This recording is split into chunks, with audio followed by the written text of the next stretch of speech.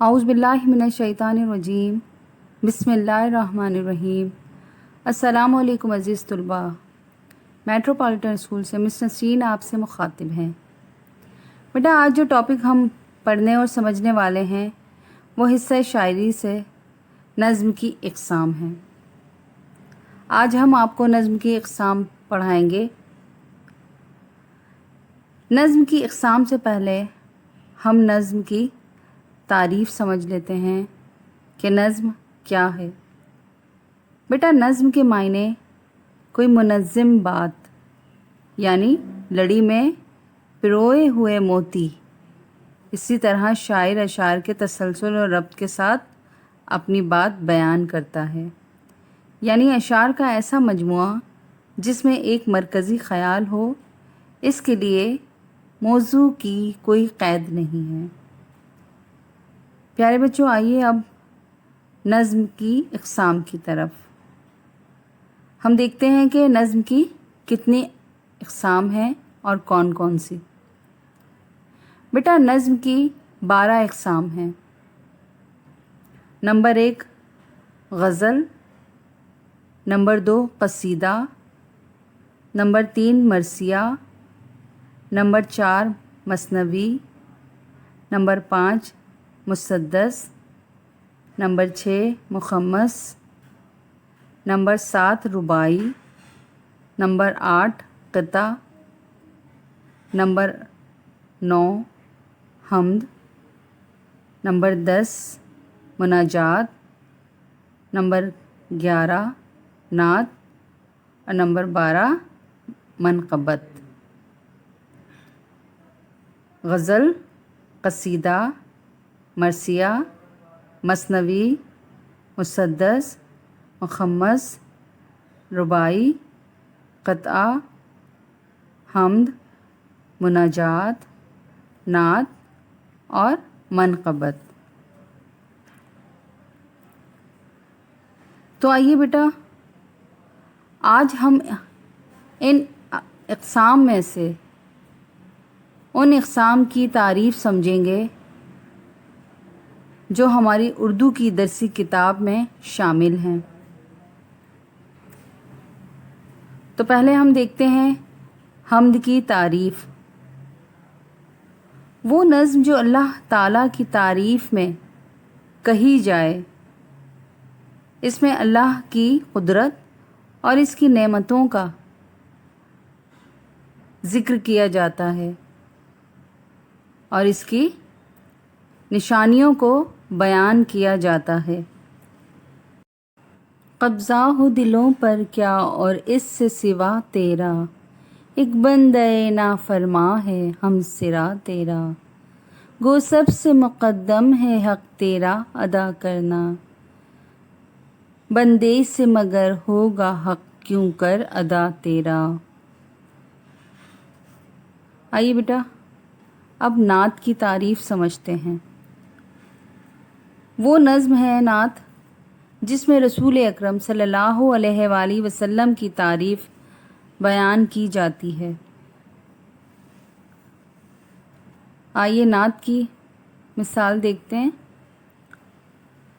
خلق کے سرور شافع محشر صلی اللہ علیہ وسلم، مرسل داور خاص پیمبر صلی اللہ علیہ وسلم، نور مجسم نیر اعظم سرور عالم مونس آدم، نوح کے ہمدم خضر کے رہبر صلی اللہ علیہ وسلم۔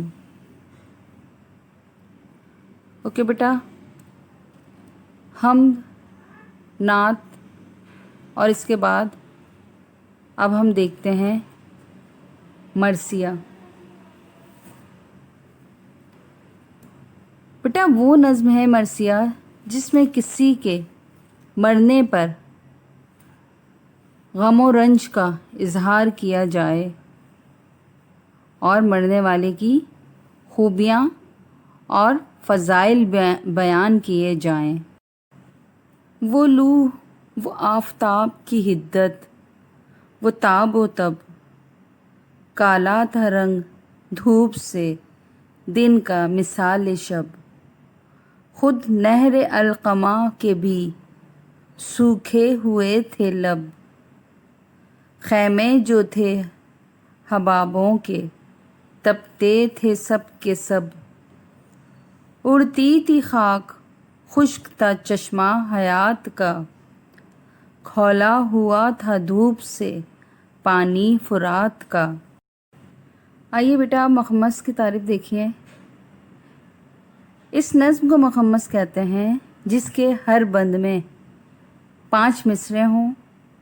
इन 5 मिसरों में से पहले चारों मिसरे आपस में हम काफिया होंगे और 5वां मिसरा दूसरे काफिये में होगा, मगर जितने भी बंद होंगे सब के 5वें मिसरे आपस में हम काफिया होंगे। आइए मखमस की ज़रा मिसाल देखते हैं बेटा।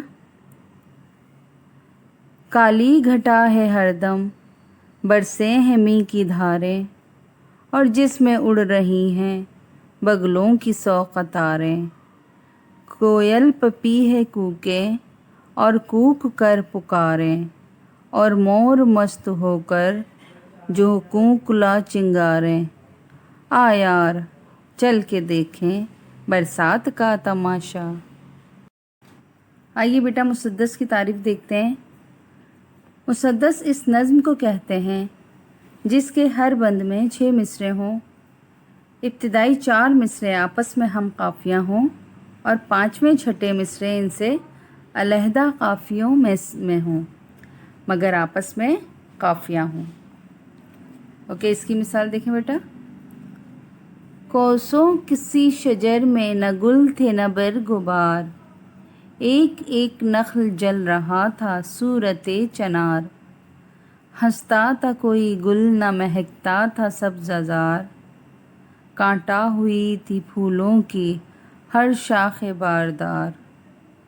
गर्मी ये थी कि ज़ीद से दिल सब के सर्द थे, पत्ते भी मिसले चह रहे मतकूक जर्द थे।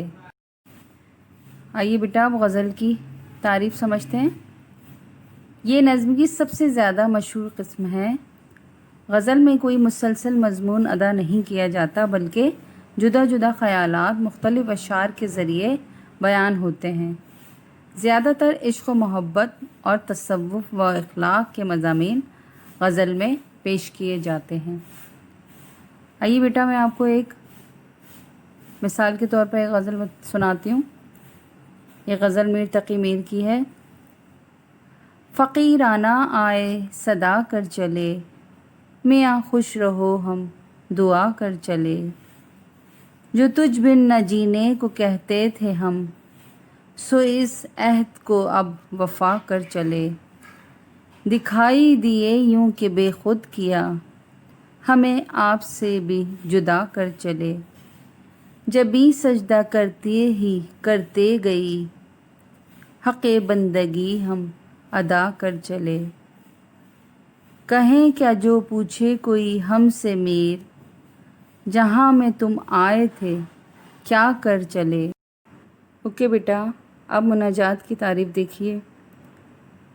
जिस हम्द या नज़्म में अल्लाह ताला से दुआ या इल्तिजा की गई हो उसे मुनाजात कहते हैं। जैसे खुदाया नहीं कोई तेरे सिवा, अगर तू ना होता तो होता ही क्या। तसव्वुर तेरी ज़ात का है मुहाल, किसे ये सकत और कहाँ ये मजाल। ओके बेटा मसनवी की तारीफ़। इस नज़्म को कहते हैं मसनवी जिसके हर शेर का काफ़िया अलग अलग हो, लेकिन हर शेर के दोनों मिसरे आपस में हम काफ़िया हैं। मसनवी में आम तौर पर कोई क़िस्सा, तारीख़ी वाक़या या जंग वग़ैरह की तरह के तवील मज़ामीन बयान किए जाते हैं। आइए मसनवी की मिसाल देखिए बेटा। कलम उठता है तो सोचें बदल जाती हैं, ایک شخص کی محنت سے ملتیں تشکیل پاتی ہیں۔ کیا خوب تھا وہ شخص جس نے دنیا کو بتایا کس طرح غور و فکر سے بے نام قوم نام پا جاتی ہیں۔